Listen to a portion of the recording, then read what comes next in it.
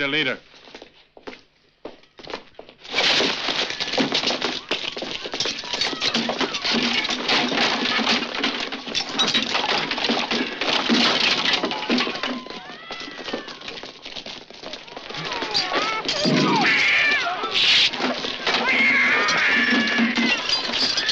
Get this junk out of here. Stop him! All of you! Outside.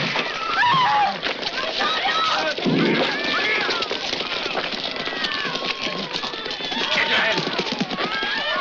Bring him down here. Move along. Yeah. Hold him there. Let's get him out there. Tú ve, vía. Vía, vía.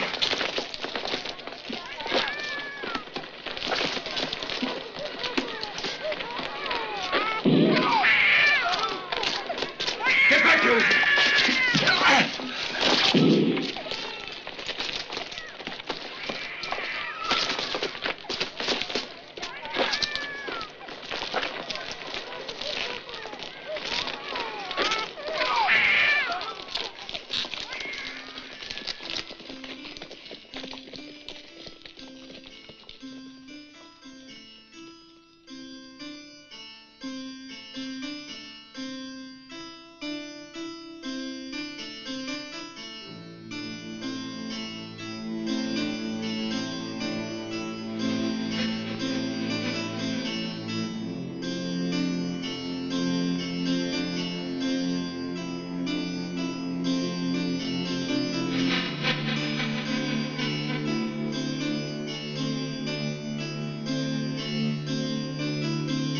Give me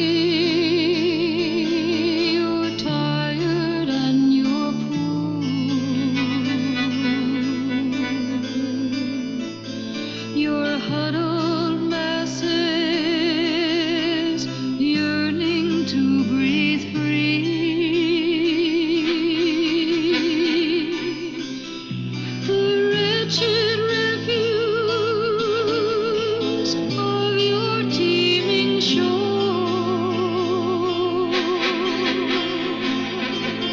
Send these, the homeless, tempest-tossed to me.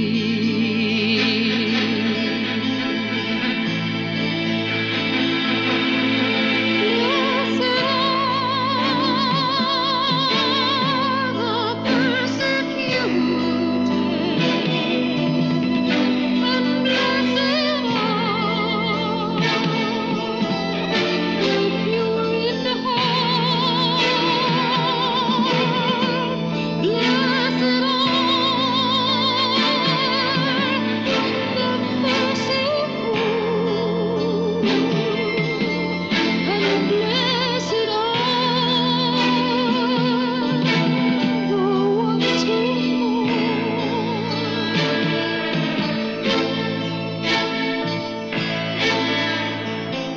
The step is hard that tears away the roots and says goodbye to friends and family.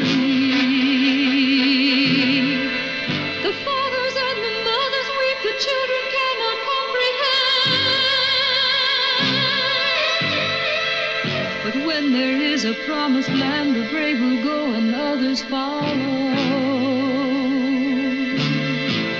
The beauty of the human spirit is our will to try our dreams.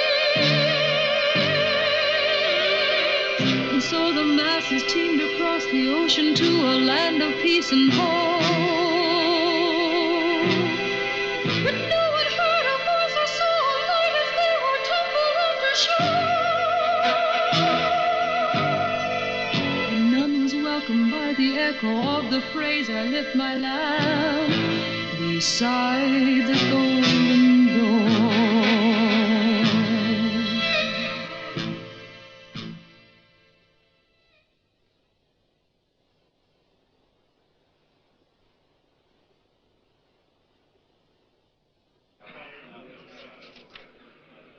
I don't understand. Now, if you could doubt it was the radicals who planted that bomb. Their signatures on it. As Attorney General, you should know that bombs can be planted. Handbills can also be planted. After all, Mr. Palmer, you're still alive. Sorry to disappoint you. Aren't your deportations against the law? 25,000 deported. And do you think the anarchist bombs directed against Morgan, Rockefeller, and myself are legal? Isn't the real object of your attack to terrorize the labor unions?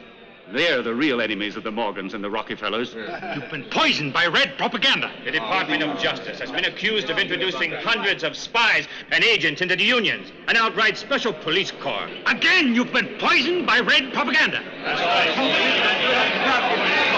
Gentlemen, please, gentlemen. The Bishop of New York has stated, and I quote, "The country is in the grip of panic, hysteria. This is the most shameful page in America's history." Has the Catholic Church, too, been poisoned by red propaganda? The bishop should stick to saving souls. I have my country to save. In Boston, the Secretary of State has declared, if I had a free hand, I'd deport them every morning and shoot them. Do you agree? I don't shoot them. What about Andrea Salcedo? Who, that anarchist? What about him? Yeah. The man who mysteriously fell from the 14th floor of police headquarters. What are you an anarchist? Whatever he wants.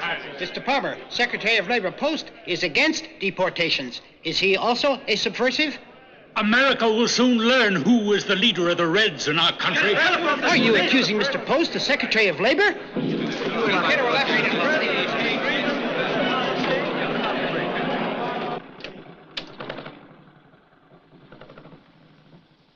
Who is it? I am Boda. I came to pick up my car. Just a moment. What's the matter? It's that Italian, Mr. Boda. He's not alone.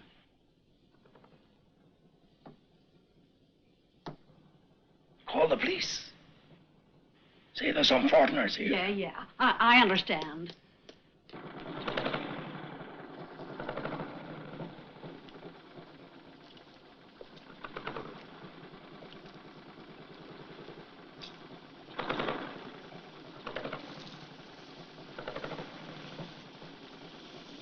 Sto telefonando. Stanno telefonando. Noi ce ne andiamo. I'll be right there as soon as I'm dressed. Don't worry. I will send somebody tomorrow.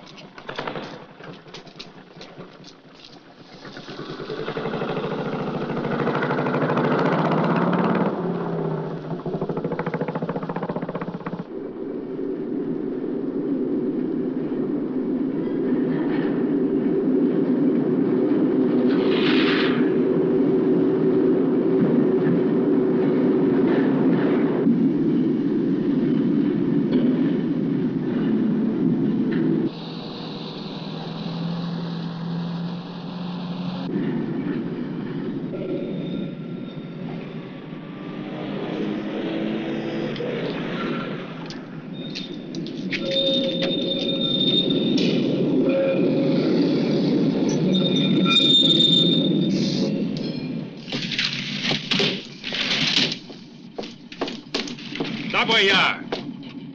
You're under arrest. You two, get up.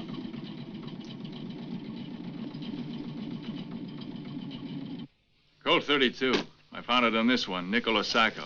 In his pockets, there were 32 bullets of various makes. A Harrington and Richardson 38 caliber. Fully loaded, no extra cartridges. It belongs to the other one, Bartolomeo Vanzetti. They said they had no weapons on them. Now, why did you say that? Mr. Sacco, would you kindly answer my question?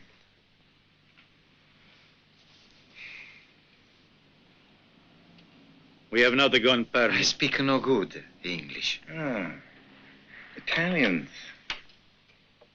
American citizens?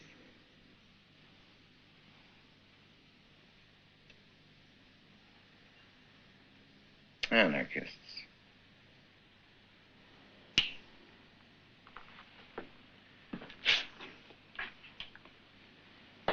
Sit down, Mr. Sacco.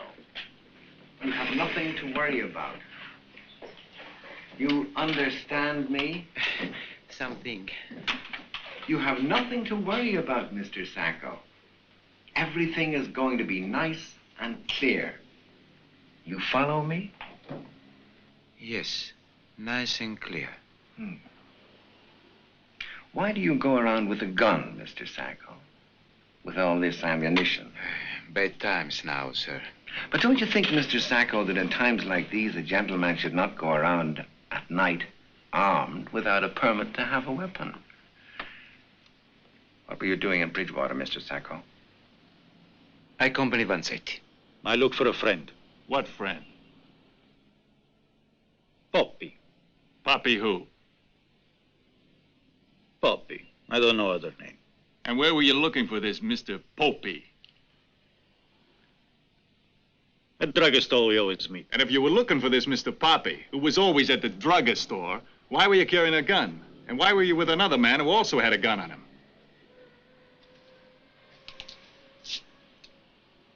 I look in west of Bridgewater for Poppy. At drugstore.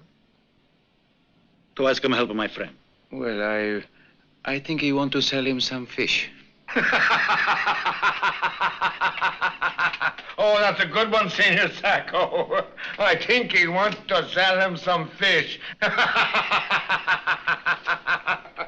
What kind of fish, Senor Sacco? Swordfish, hammer and sickle fish, torpedo fish? Bartolome, fish he sell.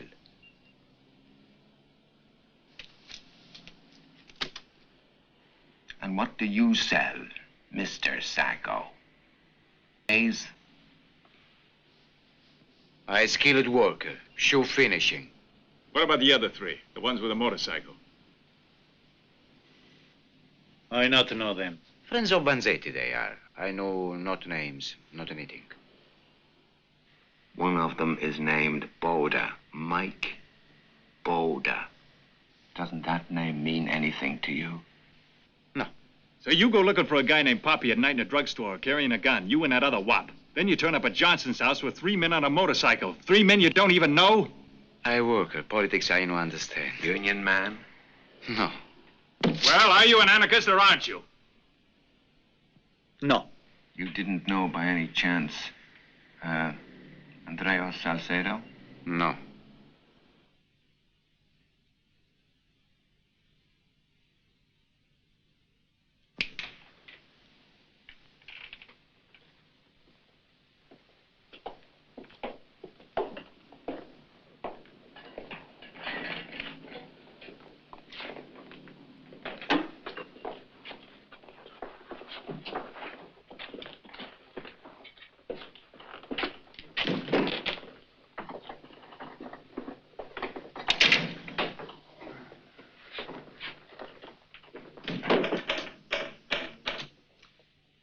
Today, Wednesday, May 5th, 1920, after interrogation of 2 suspects, contradictory answers, Nicola Sacco, employed at shoe factory. Hey! What about that business with the shoe factory at South Braintree? The bullets. Weren't they fired by a Colt 32?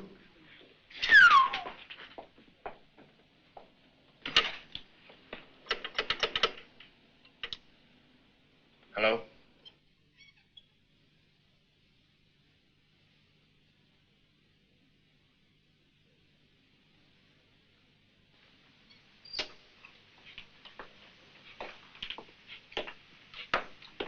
Nicola. Nick Sacco. Nicola.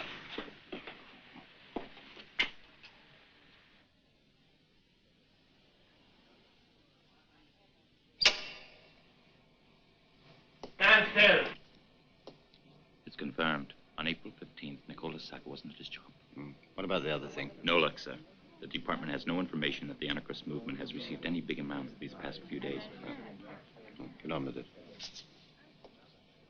Hat. Put your hats on.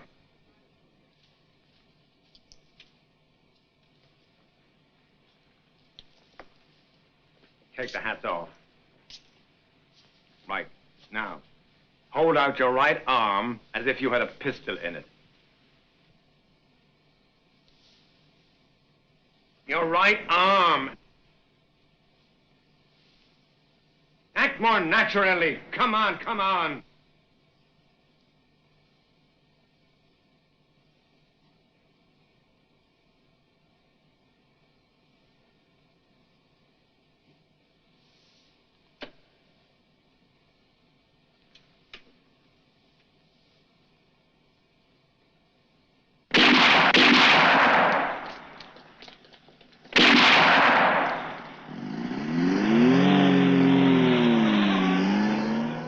Aim towards the ceiling.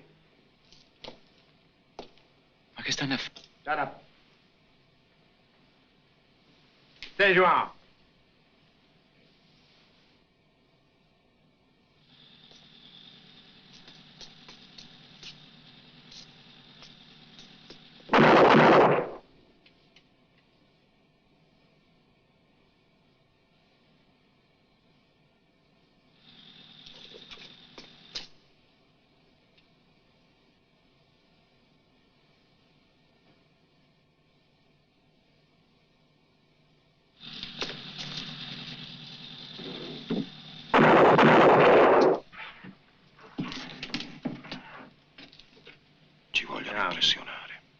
Face left.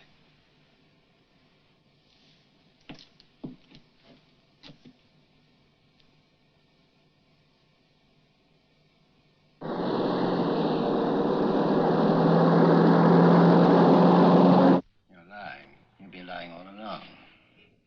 Are you in the habit of telling lies? I'm not a liar. You were armed, Signor Vanzetti. And foolishly, you even lied about that. You're a confirmed liar. I'm not a liar. You're an anarchist.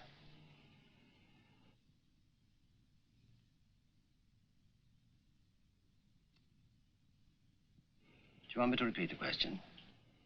Are you an anarchist? No. A communist? Signor Vanzetti, don't have me repeat all my questions. No. A socialist? No. You might say no, sir.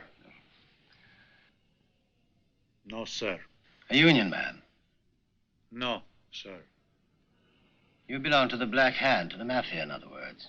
No, sir. Where were you the night of January the 2nd? You don't remember? You're lying, Signor Vanzetti. You're a confirmed liar. You recognize yourself?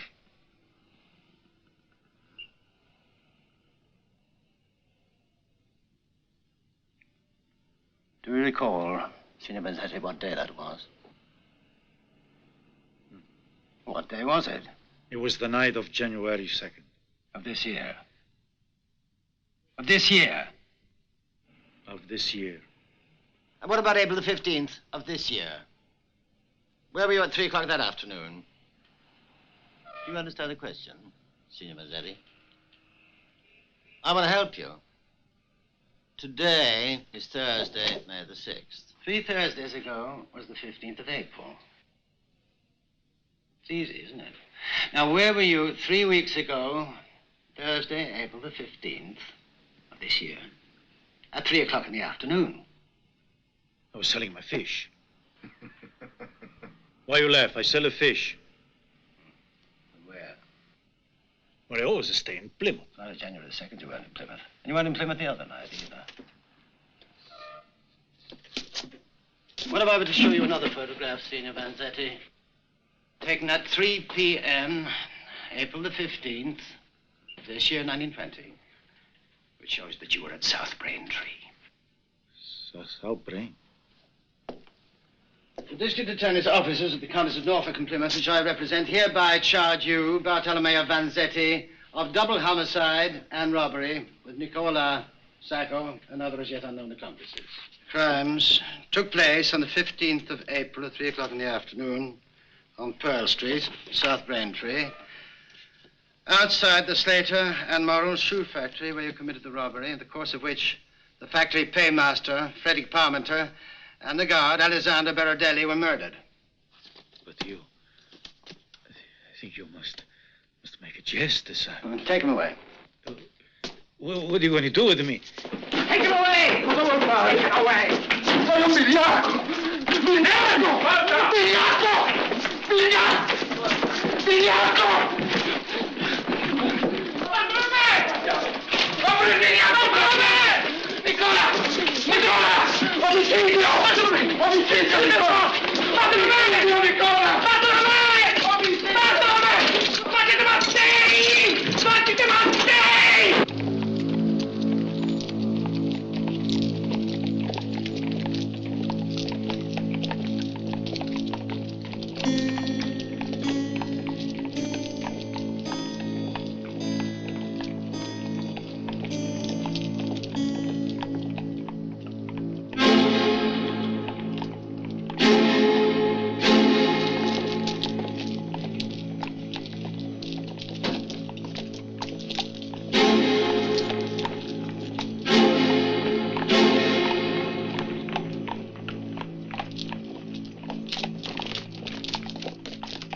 You don't forget the promise you give us. No politic. You must keep your word. Trust us, Senora. Attorney Moore has helped many during the strike period. He is a very fine defense lawyer. I know he will win for us. Don't worry on that score. District Attorney has agreed. No politics. Inside the courtroom. Outside, however,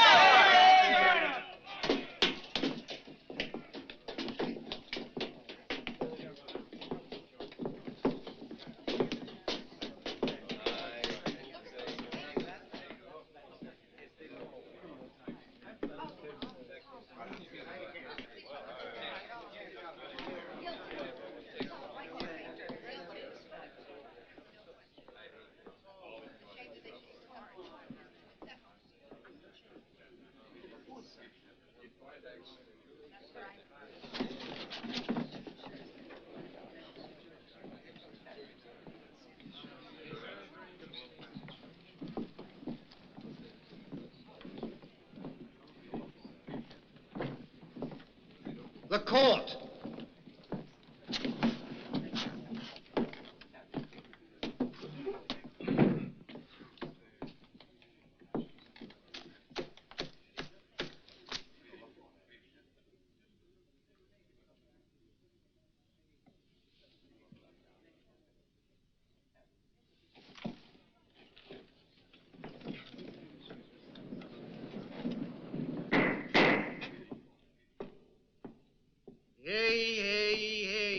Commonwealth of Massachusetts versus Nicola Sacco and Bartolomeo Vanzetti.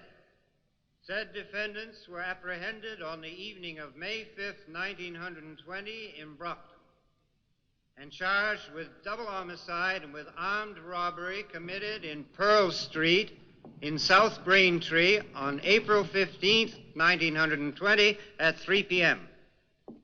Now, this is where the shooting began. Mr. Bostock, you were one of the closest to the scene. How far away were you when you saw Parmenter and Berardelli fall to the ground?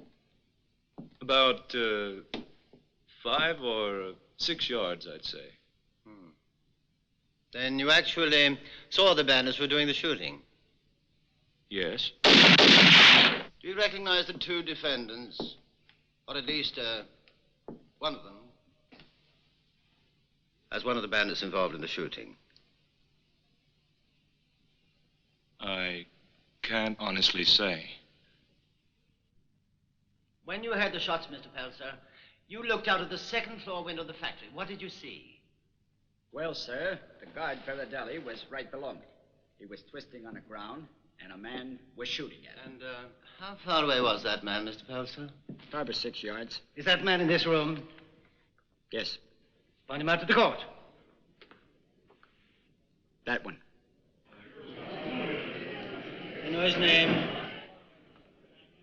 The one without the mustache. Tell us his name. Sacco.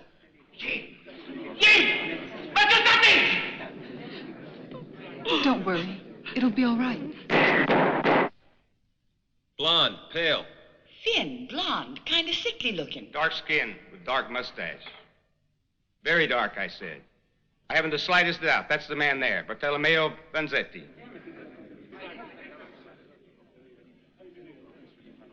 I had just lowered the gates at the crossing when he aimed his pistol at me and yelled, "Raise the gates," and something else. He was at the wheel. Well, what else did he shout? Son of a bitch. And there's just one small problem. Vanzetti can't drive. Couldn't the man with the mustache have been sitting behind the driver, and if he'd leaned out of the car, threatening you with his gun, and in the confusion of the moment, if you had assumed that... Your Honor, I object. Objection sustained. I'll rephrase the question. Are you sure that the man with the mustache, whom you've identified as Vanzetti, was driving the car? Well, no. As a matter No, of but you fact- are sure that the face you remember is the face of the defendant? Yes, sir. To conclude, Mr. Goodrich, you were shooting pool when you heard the first shots. First, you went to the window and you didn't see anything. Then you heard some more shots and you ran out into the sidewalk. And there you saw, from what distance did you see the dark automobile? About 15 feet. And what else did you see? I saw a man, a dark man, leaning out and aiming a revolver at me. Do you recognize him? Yes, sir. The man on the left, over there. Are you sure?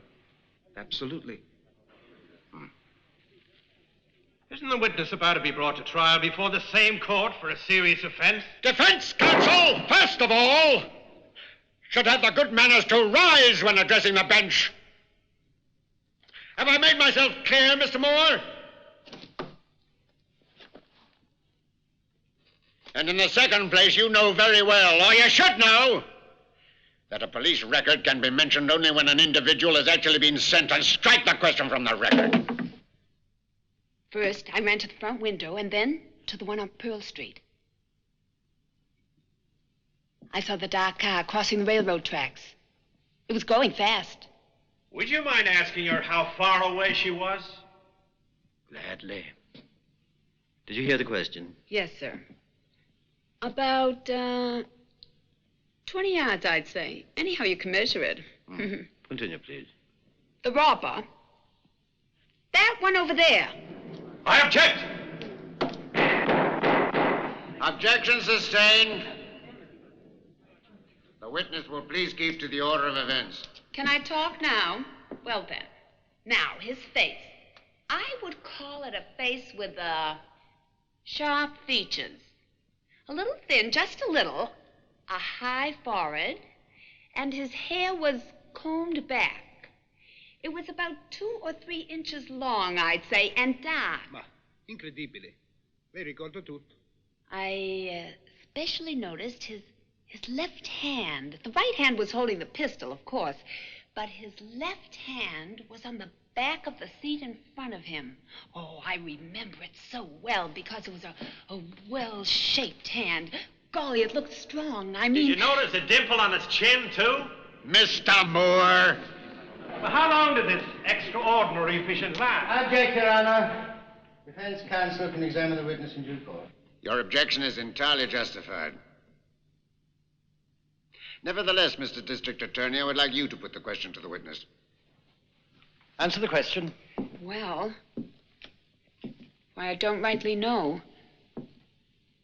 Quite a few seconds. And now, Miss Plain, will you kindly tell us who was the bandit whom you described in such detail? But I already told you. Nicola Sacco, beyond a shadow of a doubt.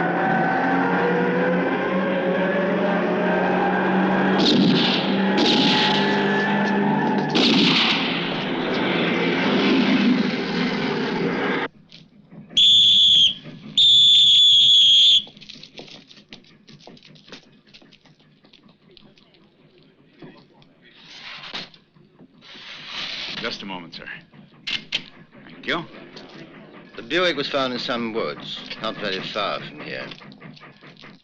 At the second floor window was Mary's plane. And Goodrich down there. Pelser and the other witnesses were at the windows of this factory. Levangie, the crossing guard.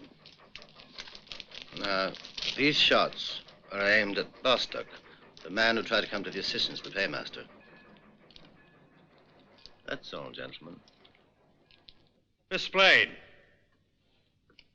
are you aware the prosecution is basing its case largely on your testimony? Objection, Your Honor. Objection sustained. You said you were about 20 yards away from the bandit's car. Yes, sir. And how fast would you say the car was traveling? I object, Your Honor.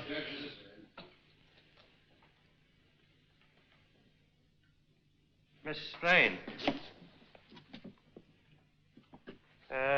Look at that gentleman down there. Sitting down there in the second row on the right-hand side. Can you tell me the color of his necktie?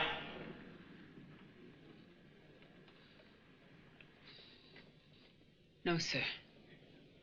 I can't see that far. Can you tell me how far away the gentleman is? Object! Well, I tell you, less than 15 yards. Now, Miss Blaine, are you trying to make us believe? Miss Blaine, why don't you tell the court the truth? There's nothing shameful in wearing spectacles. It's true. When I work, I always wear glasses. That's the truth.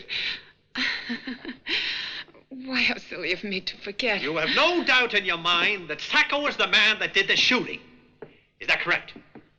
No, I don't. No doubts about it? No, I said no. Nevertheless, at the police station, you identified another man. You pointed to a photograph and you said that could be the man, the one who shot first. Now, what made you change your mind? Answer the question. I was mixed up. Well, when were you mixed up? When you identified the photograph or when you identified Nicola Sacco? I didn't say he was the one. I only said when I saw Sacco that he was just like the man I saw at the factory. What did you really see? I object, Your Honor. Defense counsel is trying to intimidate the witness. Objection sustained. All right, step down. But don't leave the courtroom. I haven't finished yet.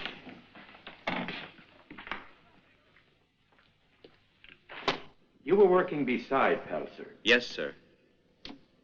Would you tell us what you know, please? As soon as the shooting started, Pelser jumped under the bench, so did I. We were next to each other. He went to the window right, but that was a little later. Then he said, I couldn't see the men, but I got their license number. Thank you, Mr. McCollum. Mr. Wade, you work at the gasoline pump, which is here. And you were going home and passed within 8 yards of the bandit's car, which was here. Now, you said it's a terribly serious thing, but that man resembles Nicola Sacco. Now, are you willing to swear to that? I have a doubt now.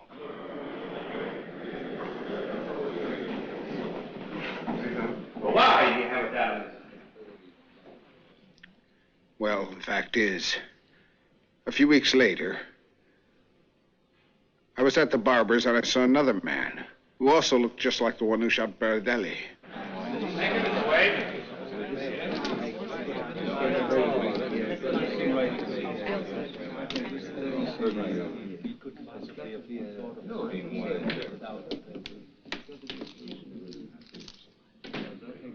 You are the only witness that says the driver of the car had a black mustache and that he was Bartolomeo Vanzetti. Everybody else says the driver of the car was blonde and pink. So, you've even been prompted to say that Vanzetti might have been the man sitting behind the driver. Now, that man was leaning out of the window and you became confused. We're here, right? Yes, sir. And that is not true. You testified you just lowered the gate so you were here, on the right side of the road, and not over here on the left where the driver was. Why, after lowering the gate, couldn't he have crossed the street? Well, thank you, Mr. Gassman. Now, let Mr. Levangie say it. Yes, that's it. What's it? What Mr. Cassman said. That is, you lower the gates, you cross the road, and when the bandit's car arrived, you were no longer at the gatehouse, but opposite it. Yes. Yes. Well, unfortunately for Mr. Levangie and the prosecution, there were many witnesses, workers at the jobs in the vicinity, who are ready to testify to the contrary. Was Mr. Levangie next to the gatehouse? Yes. He was, sir. Yes, I saw him. Oh, yes, sir. Yes, sir. I petition this court to charge Mr. Michael Levangie with perjury.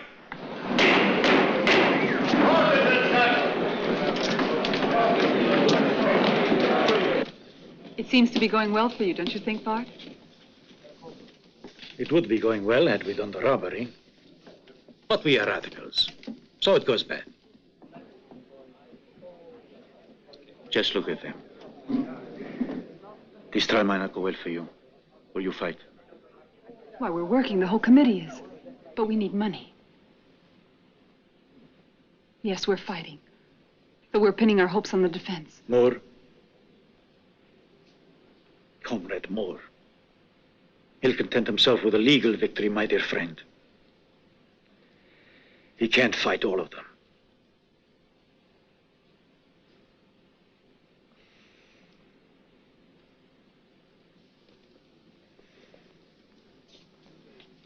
I'm very optimistic. I think Levangie has destroyed the whole case. The jury is going to listen to us from now on. It's going to listen to the truth, and it's going to... Now, Rico, now... Bravo, Mr. Moore. Favorisce. Mangia. Yeah, he's the one over there. But I told you.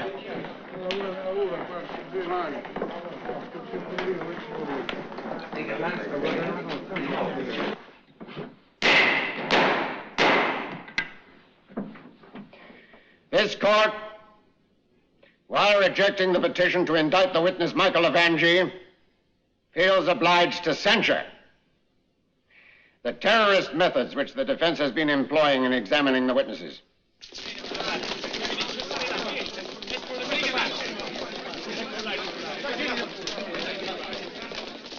Va bene, ma ricordati che loro stanno facendo un processo politico e a questo punto abbiamo anche delle responsabilità e dobbiamo sentirle.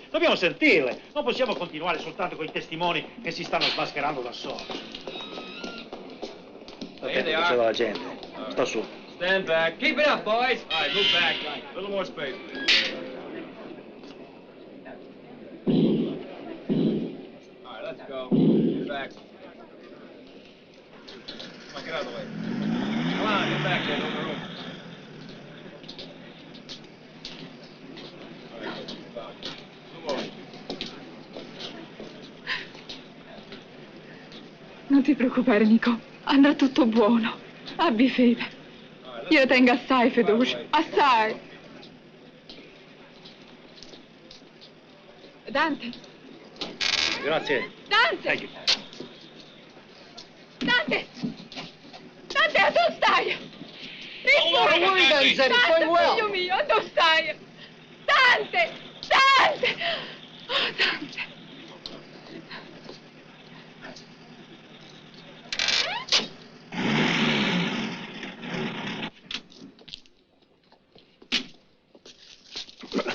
What are you doing? Let go of me! Shut up, you!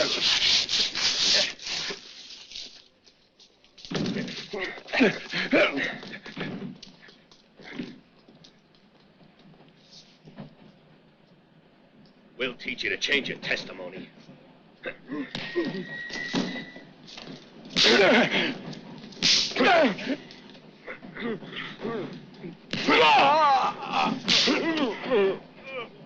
Come on.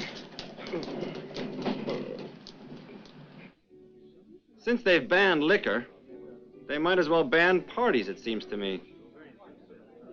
French? Irish? English. A good sprinkling of Italians, Greeks, and Portuguese.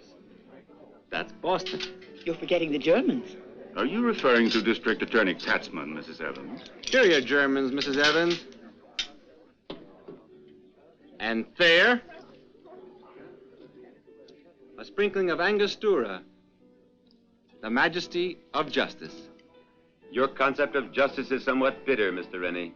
Do you believe these two men are innocent, Mr. Thompson? I don't know. I do know a trial is being held. And until a short while ago, two radicals like Sacco and Vanzetti would have been deported. But this way they're risking the electric chair. In a fair trial. And in my opinion, after the Palmer raids and roundups, democratic America can only rejoice. Is it really you, Mr. Thompson, the most famous lawyer in Boston, who speaks of a fair trial? A new cocktail. All strictly legal, Mr. Katzman. Not a drop of alcohol.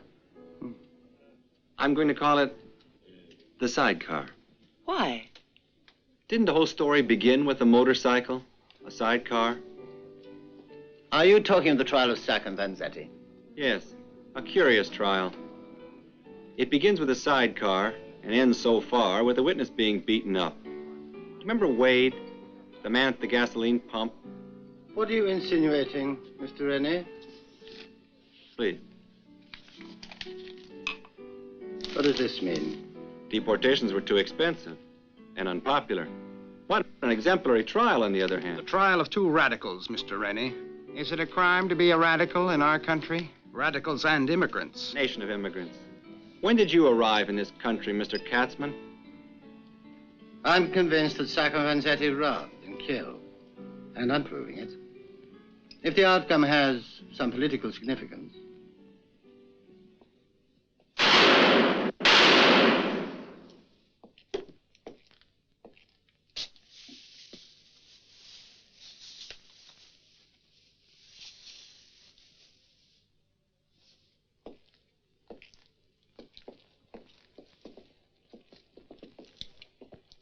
Captain Proctor, will you please explain to the jury the procedure of ballistic tests?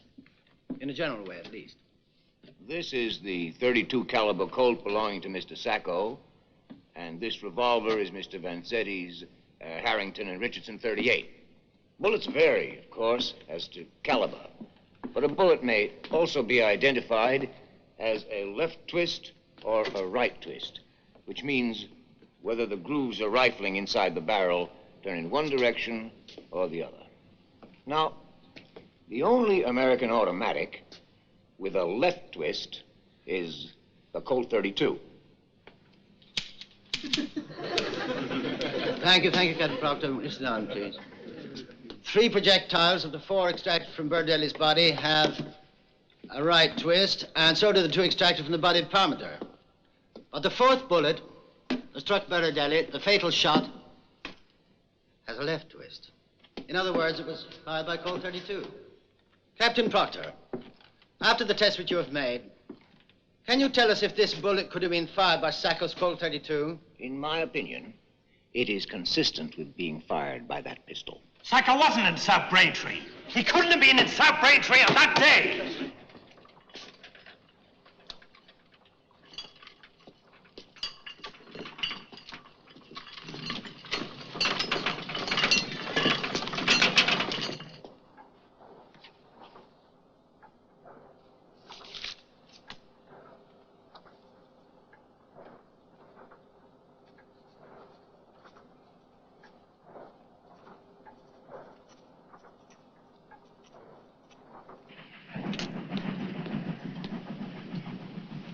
My dear son, I know that the death of your mother has saddened you.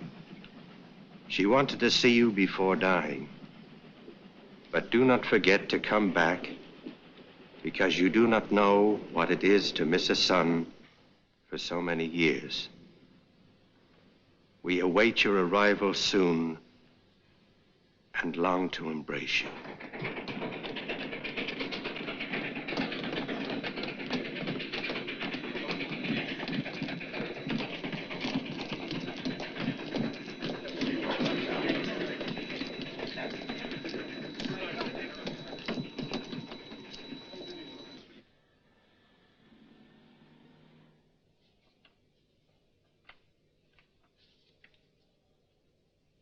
Signor Endrauer, mi scusi.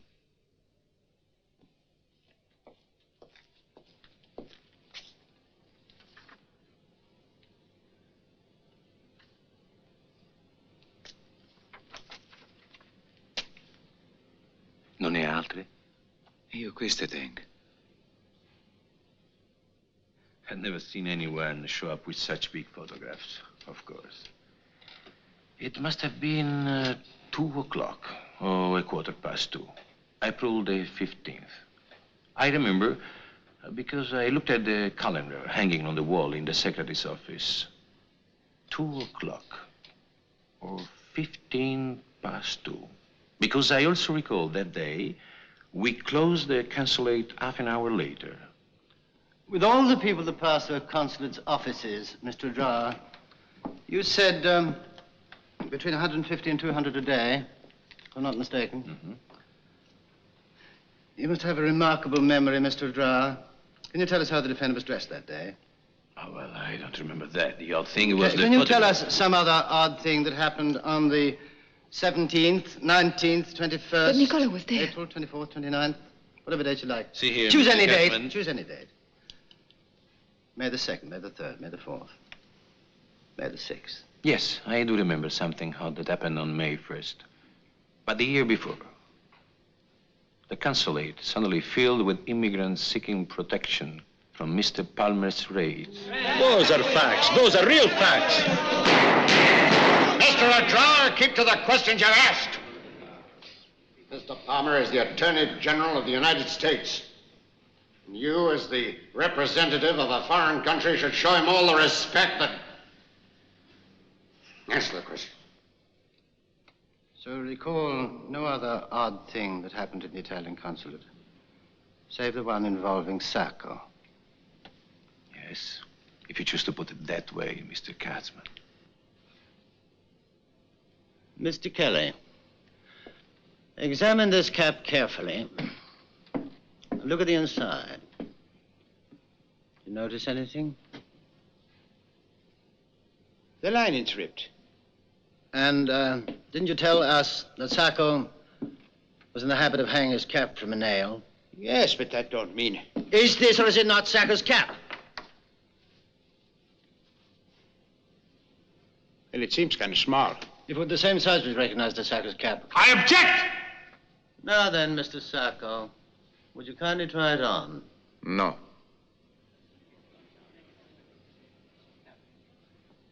No. You make me pagliaccio.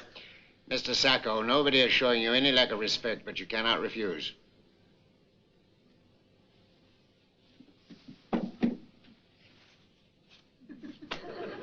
No. Put it on properly. Properly, I said. Basta, no more.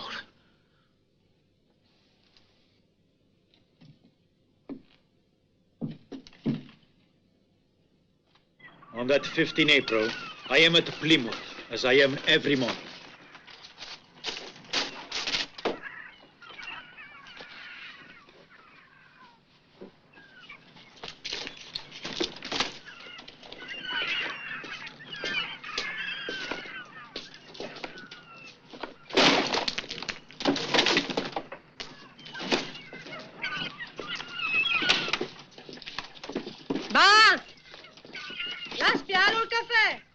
L'ho già preso, grazie. Ho preso 2 di caffè.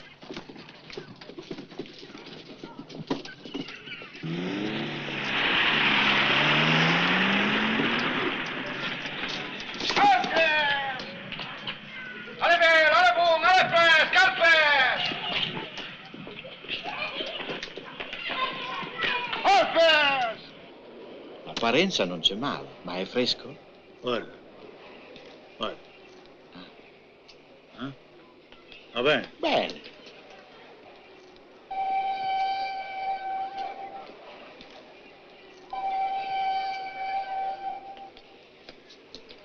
How do you know it was 12:30? Come ne sa che era mezzogiorno e mezza? Ma guarda, il mio fa l'artigiano. E al dogemes precisi sta quante sanno le sirene della corderia. He says that he's a skilled worker and that he always gets off work every day at 12:30 when the rope factory whistle blows. How can you remember it was the 15th of April? Not the 13th or the 14th. Come fa che ricordarsi che era il 15 aprile? Non può essere il 13 e 14? Io non so come fa lui, ma io il pesce la compro fresco il giovedì.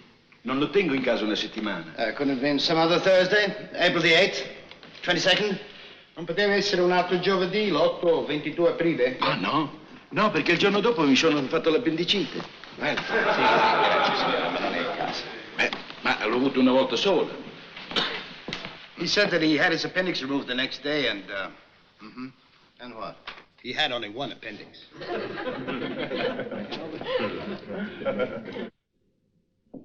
Mrs. Brini, have you known Vanzetti for some time? Since he came to live in Plymouth. 4 years. He lived in your house? Yes. You are happy to have him in your home? Good. And was your husband also happy with this arrangement? I object! What are you trying to make me say, sir? If the defense will allow me, I'd like to ask this question of Mrs. Brini. Mrs. Brini, in an emergency, you'd do anything for a friend, wouldn't you? Especially an Italian friend. I object! Now, what's wrong? Mr. Katzman, omit the final part of your question. The words, especially for an Italian friend. You'd do anything for a friend? Naturally. Answer yes or no. You insist that you recall the date of April the 15th from a length of blue cloth.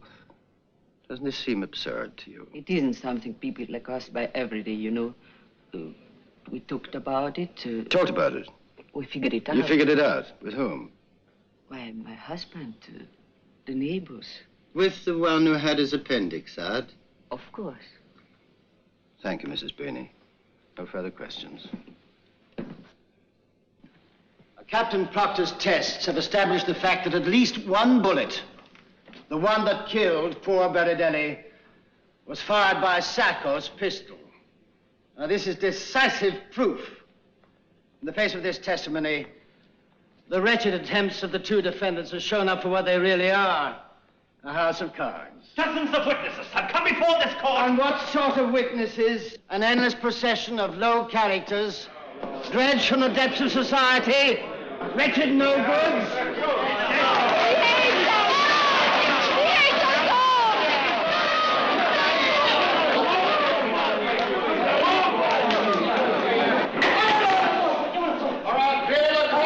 Prosecution has demonstrated the presence of the two defendants in a bloody robbery of April the 15th at South Braintree. If I say that the expanded witness are less reliable... Mr. Katzman, restrain your language. Restrain! This is racism! Racism! I could have you indicted for slander, Mr. Moore. The prisoner's dock is the cleanest place in this court. Mr. Moore!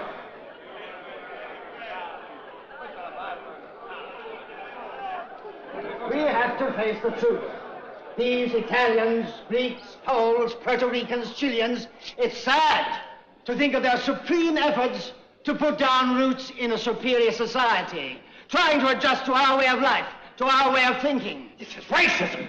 But, members of the jury, isn't it racism of a terrible kind that sets against loyal American citizens, conscientious, reliable witnesses, a mass of poor immigrants, people who know nothing of our American ideals, the great ideals of democracy and justice that govern the free society of our land. People who can't even speak our language. Racism! Racism! These are the same ideas that the members of the Ku Klux Klan are spreading around. Ku Klux Klan!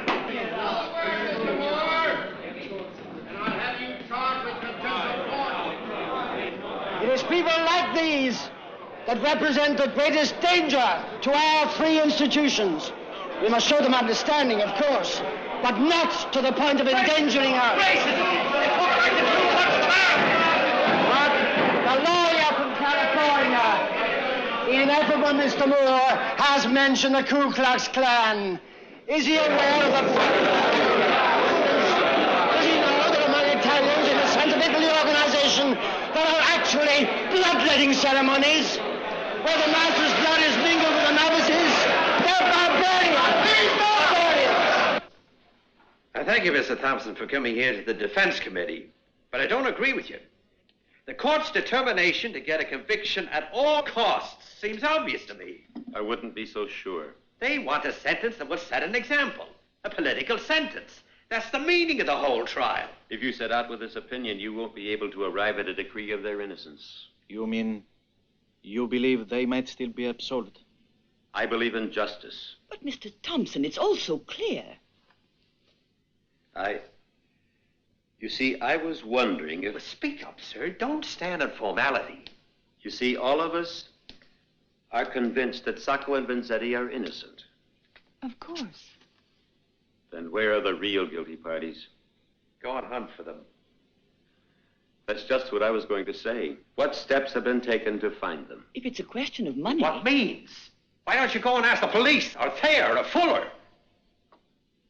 You're not helping us like this, Mr. Thompson. You pretend not to believe that the police, the judge, the governor, the capital are all in agreement. They want a sentence of guilty. If that's what you believe, Mr. Moore, then why did you agree to keep politics out of the trial? You're right. That's where I made my mistake. I ask permission of the court to examine the defendant, Bartolomeo Vanzetti.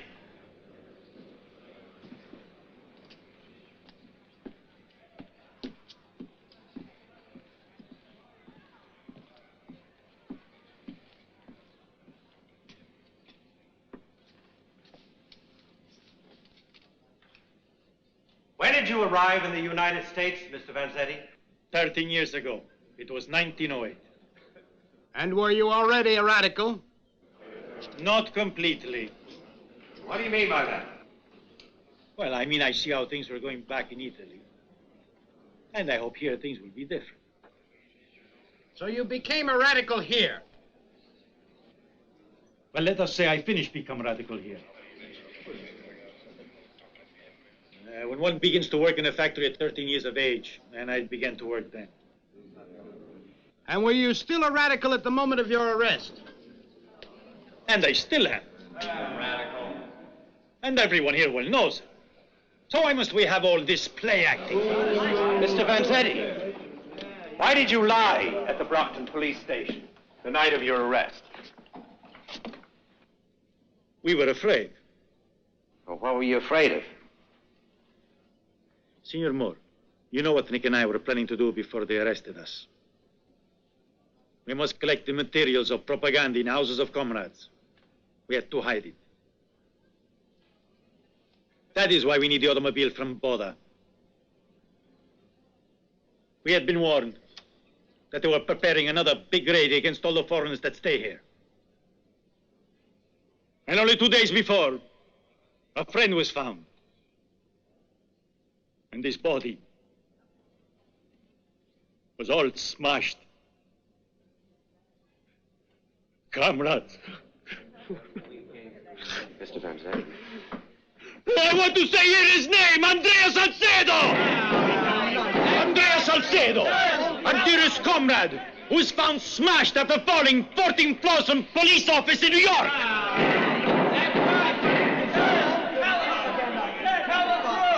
That is why we were afraid. Yes, but why were you going around armed? Have you ever fired a weapon, Mr. Vanzetti? I don't know about guns.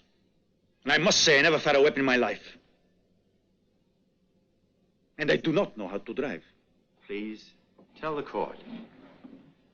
Why did you have weapons? Well, we don't want them. And Bart and I decide to throw away. That is why we take out everything. All we have. Mr. Sacco, you needed a gun at night when you were on guard at the Kelly factory. Yes, but I don't want to have the gun anyhow. Too much danger. Well, why didn't you apply for a permit to carry a gun? And do you think a police give a radical permission to have a gun in this country? As in any country, Mr. Sacco. See. The world is the same. You don't love this country, do you, Mr. Sacco? Why you say that? I love this place. Did you love this country in the month of May, 1917? I find hard to make answer in one You word. understand the question? You need the interpreter. No, I don't need him. I follow all you say. Then answer yes or no. Yes. You love this country. But when she was about to call upon you to become a soldier, you ran away to Mexico? Please let me say... Answer yes or no. Did you go to Mexico to evade serving as a soldier of this country that you love? I no run away. Did you or did you not go to Mexico in 1917? Yes, I go there. At last. It's hard work getting an answer out of you, Mr. Sacco. Why did you go? Because I am a radical. What do you mean by that? It signifies that socialism would create a world without any frontiers. We also object to war, as you say. And you don't love the government of the United States? No, I do not love the government of the United States. And that's why you throw bombs at officials, governors, the state? I never throw any bomb, and I don't fire a pistol either. You don't throw bombs. You don't believe in bomb throwing. I only want socialism. And what kind of socialism do you believe in, Mr. Vanzetti? Would you care to explain to us? It is a promise of freedom. No more a society divided into classes. It is respect for other people. For me, it is brotherhood, goodness, liberty. That is what I believe and want. Ah! Here's the prosecution's arguments. Workers struggling against the boss's policemen. Just because I want to reduce bestial working hours. 60, 70, 80 hours a day. To have human wages. Now you reveal the real meaning of this trial. Strike the workers, strike the unions, under the pretext of a dishonest campaign against foreign immigrants. I order you to be silent. You should never have allowed the prosecution to distribute material. That is enough. I severely reprimand the defense and the prosecution. Collect those photographs.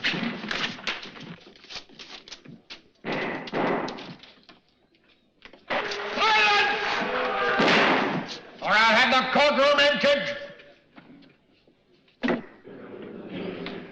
So you distribute radical leaflets, but you don't know anything about bombs. Nothing but love for your neighbor, but you still go around carrying a pistol. You love this country, but when it comes to serving her, you run away to Mexico. Now, why didn't you stay in Mexico? That free country. Because I could not make the living. I was not able to find my trade.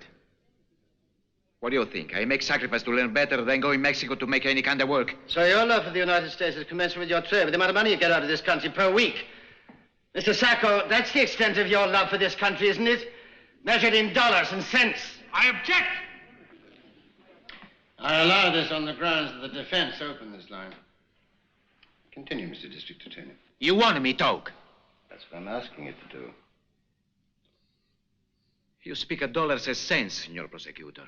And I bet you would speak millions of dollars if you mean a big boss industry or la finanza. A man give university a lot of money and all cry out, great man was he.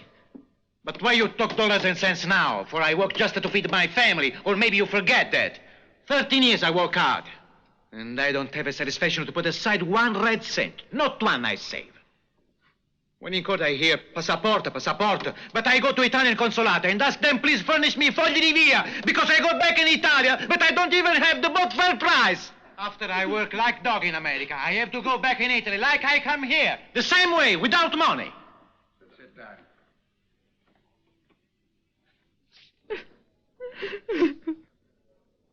I want all to have means to live. I want our sons to have the good education, good beginning. Black, white, any colors. All who do honest work. And I don't want this big shot capitalists who are good only to keep money in the bank. When they get idea to have a war, make these poor boys go and die. We don't want this. War, we don't want. It's not good. And what right does a man have to murder another? I work with German workers. And me they treat as friend. And why must I kill them? It is not Morgan and Rockefeller who are big men in America, Senor Prosecutor. You have those better, you know. Some ones you keep in jail are. Eugenio Debs. He is one of your best men. But not for you. You lock in jail because socialist.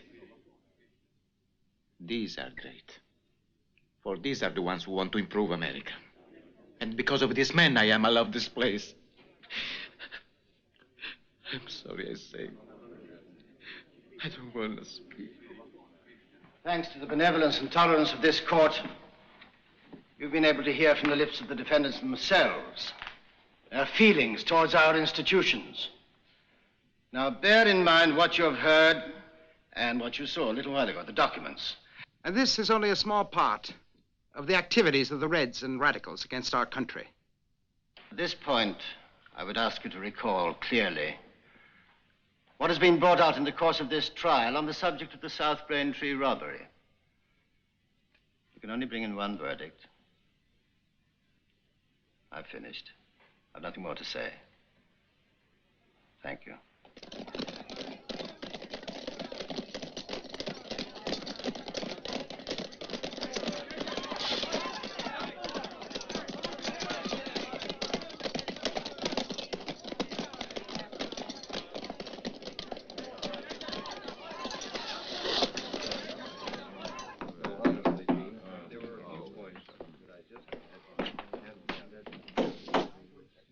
Well, Sheriff, we finished in here.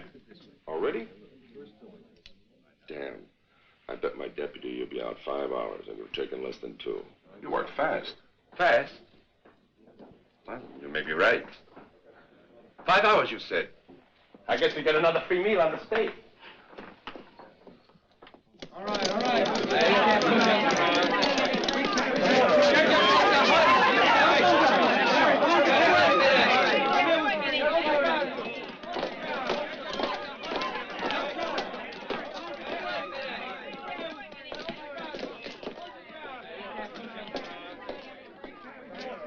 Listen, boys. We just heard of a bunch of those damn Reds. They're coming in armed from New York. They want to bust in and free them.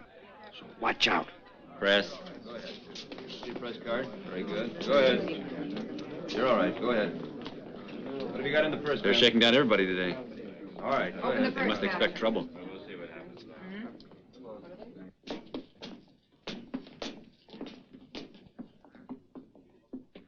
Don't worry. Have no fears.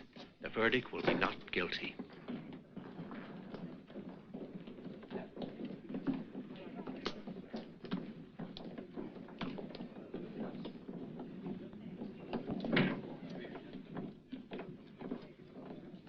The court.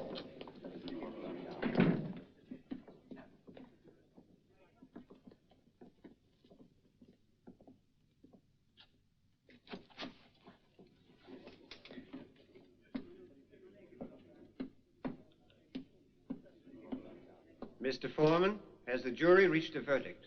We have. Nicola Sacco. Bartolomeo Vanzetti. Mr. Foreman, raise your right hand and look at the defendants at the bar. Defendants, look at the foreman of the jury. Mr. Foreman, do you find the defendants guilty or not guilty? Guilty. Guilty of murder? Of murder. In the first degree? In the first degree. Do you solemnly swear that Nicola Sacco and Bartolomeo Vanzetti are both guilty of murder in the first degree as charged? Yes. Do you so declare, Mr. Foreman? I do so declare. Do you all so declare, members of the jury? Yes.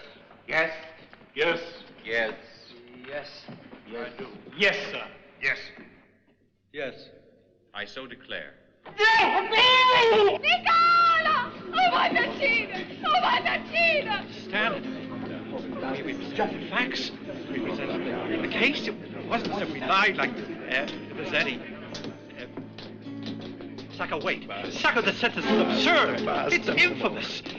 We petition. We'll appeal. But I say, this sentence is not my fault. It's the fault of you and your politics.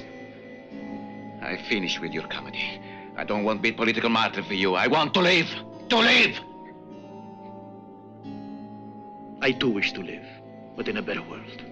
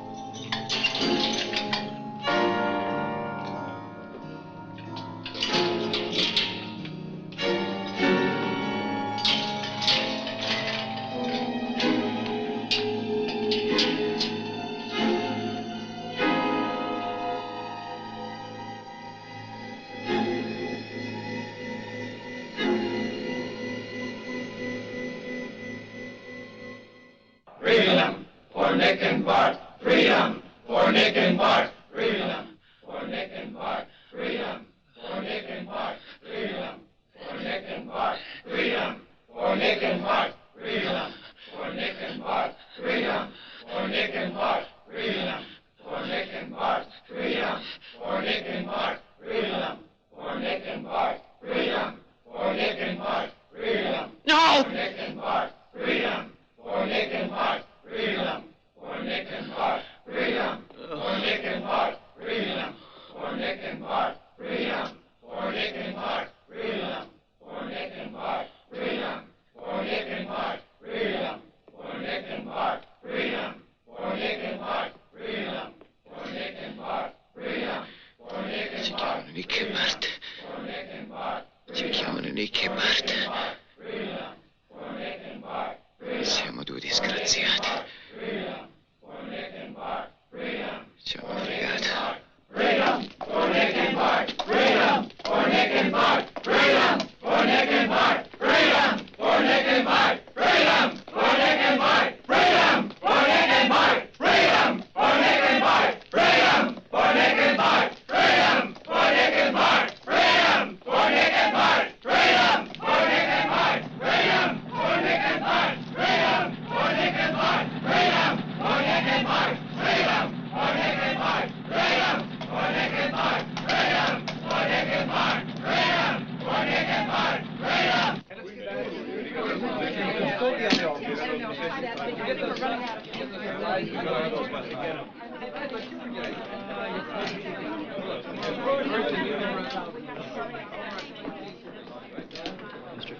Rewrite this. Fortunately, there's nothing you can do about it now, but you better make a note of it. Yes, that's perfect. Have them printed. Now, the first thing we do is get our hands on Mary Splain, Goodrich, and Pelser, the prosecution's star witness. Hey! The police are charging the crowd! Everybody outside! Everybody outside! Come on, outside.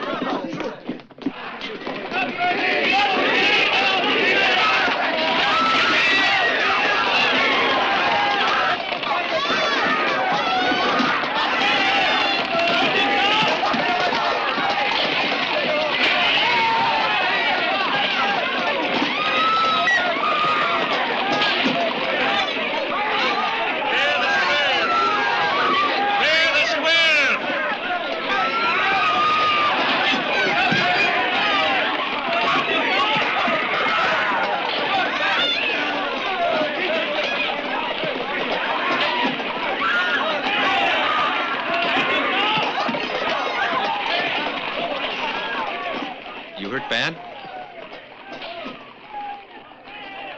Armor law is strong. Hey, counselor? Where do you want to go? Defense committee?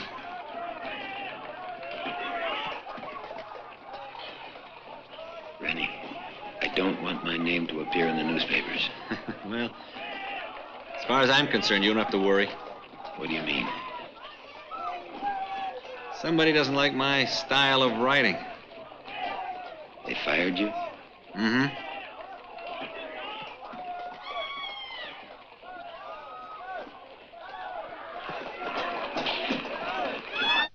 Mo insieme a Moore c'è sta Thompson, è un grande avvocato. Stanno preparando i ricorsi. Sono sicuro che esce. Quanto sei bella, amore mio. E quanto ti voglio bene. Vieni più vicino.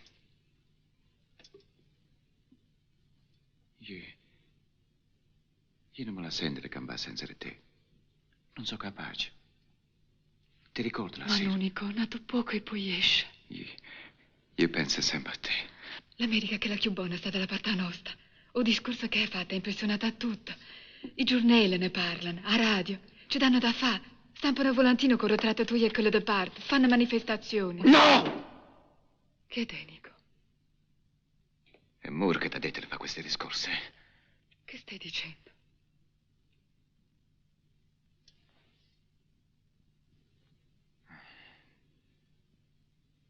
Noi avevamo tornato in Italia.